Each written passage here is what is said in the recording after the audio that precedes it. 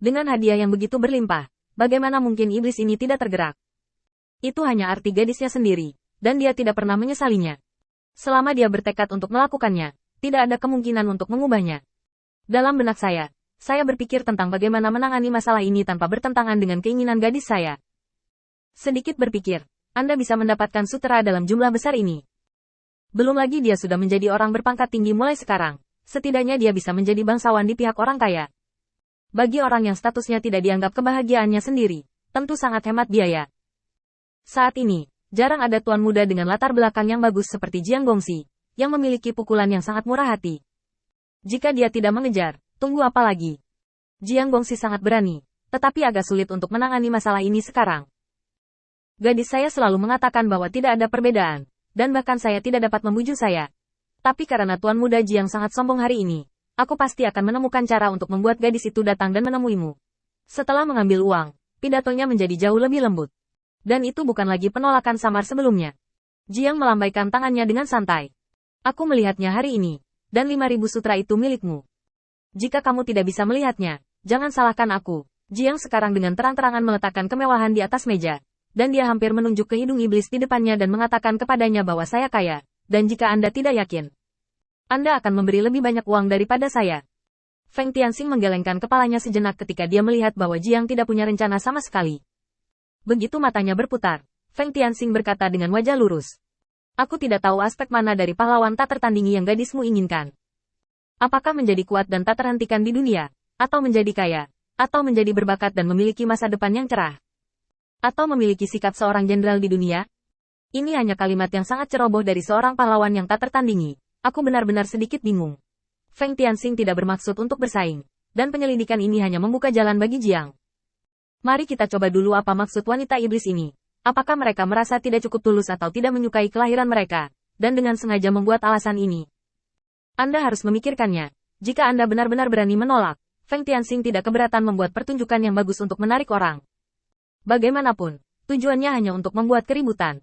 Cara membuat keributan tergantung pada seberapa berani Jiang. Jika dia mengaku pengecut, maka wajar jika yang abadi tidak bisa diselamatkan. Ketika wanita iblis itu mendengar ini, matanya berbinar. Itu masuk akal. Aku akan kembali dan berbicara dengan gadisku. Setelah mengatakan ini, dia buru-buru pergi. Dengan kepergiannya, para iblis yang menonton pertunjukan sudah banyak bicara, dan mata mereka penuh iri. Aku pergi. Kenapa aku bukan wanita? Aku juga ingin orang-orang seperti Tuan Muda Jiang melihatku. Aduh. Kamu merangkak ke samping untukku. Itu menjijikkan. Masuk akal. Itu benar-benar menjijikkan. Itu benar. Dia benar-benar menjijikkan. Aku akan memotong burung itu sekarang. Tuan Muda Jiang pasti menyukai iblis dengan tekad dan ketekunan. Apapun jenis kelaminnya. Muntah. Pada saat ini, semua iblis menghela nafas atas ketidakadilan takdir. Mengapa kesempatan bagus seperti itu jatuh pada wanita iblis itu? Bukankah baunya enak pada mereka? Saat ini, selain iri, mereka benar-benar tidak punya pikiran lain sama sekali. Pada saat ini, Demon Rache tiba-tiba memutar matanya, memasuki restoran, dan dengan hati-hati bertanya kepada mereka berdua. Kedua orang dewasa itu datang untuk mengambil selir. Seseorang tidak berbakat, dan ada seorang gadis di bawah lututnya. Dia tidak mengatakan bahwa dia cantik, tetapi dia lembut dan menyenangkan. Saya ingin tahu apakah Anda dapat membawanya kedua orang dewasa untuk melihatnya? Jiang Yi mendengar bahwa masih ada hal yang baik. Ini adalah gadis yang baik, terutama ketika menghadapi kesembronoan. Tindakannya yang memalukan adalah yang paling memikat. Janji sekarang. Bawa gadismu ke sini untuk melihatnya. Jika kamu tidak menyukainya, aku akan memberimu 10 helai sutra, dan Kuandang akan melakukan perjalanan yang sulit. Jika kamu menyukainya, aku akan mengambil 5.000 helai sutra. Perlombaan iblis tampak malu, dan hendak bertanya mengapa hanya ada 10 sutra untuk bepergian ketika Feng Tianxing tersenyum ringan. Jika kamu tidak mau, akan ada banyak orang yang menunggu di belakangmu.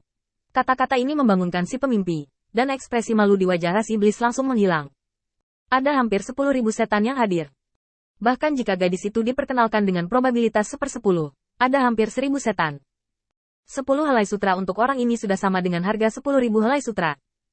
Angka sebenarnya hanya akan lebih keterlaluan dari ini. Kemewahan benar-benar mewah, dan mengeluarkan 10.000 sutra untuk melakukan hal-hal ini sungguh keterlaluan. Dia dengan cepat mengucapkan selamat tinggal pada Jiang Xingli dan bergegas pulang. Jumlah orang di luar langsung berkurang setengahnya. Kesempatan ini langka, dan tidak ada yang mau melewatkannya. Terlebih lagi, ini adalah selir, bukan lelucon. Belum lagi harga yang diberikan untuk sutra ini, di masa depan, mereka dapat mengandalkan putri mereka untuk dapat menjaga nama Jiang. Dalam imajinasi mereka, perawatan sekte yang kuat. Ini adalah kesepakatan yang sangat bagus, dan saya melihat setan-setan yang tidak memiliki anak perempuan dan berlutut menggaruk-garuk kepala mereka untuk sementara waktu. Tiba-tiba, setan bergegas masuk, dengan senyum jahat di wajahnya, yang membuat orang ingin memukulinya. Dua orang, keindahan hidup istriku, aku tidak tahu, ledakan. Sebelum dia bisa menyelesaikan kata-katanya, dia langsung ditendang oleh Feng Tianxing dan terbang jauh, menabrak restoran sederhana, dan terbang mundur. Tepuk abu yang tidak ada di tangannya, Feng Tianxing sedikit mengangkat alisnya. Ada apa? Apakah menurut Anda Tuan Muda Jiang, yang merupakan pesaing saya, ada di sini untuk merampok orang dan melakukan sesuatu yang salah? Pertanyaan retoris Feng Tianxing langsung mengejutkan para iblis yang hadir. Satu persatu, mereka dengan cepat menundukkan kepala, membuang pikiran berantakan di benak mereka.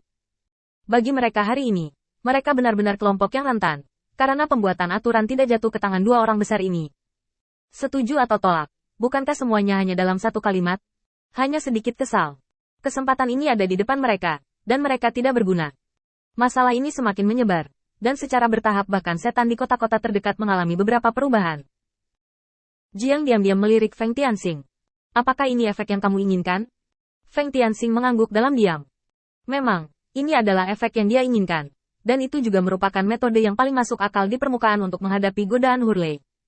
Dia membuat langkah besar dengan Jiang di sini, hanya untuk membuktikan bahwa dia bukan termasuk orang yang menyerang Hurley. Ditambah dengan rencana serangan diam-diam yang praktis, dari sudut pandang Hurley, kejadian ini sangat berkesan.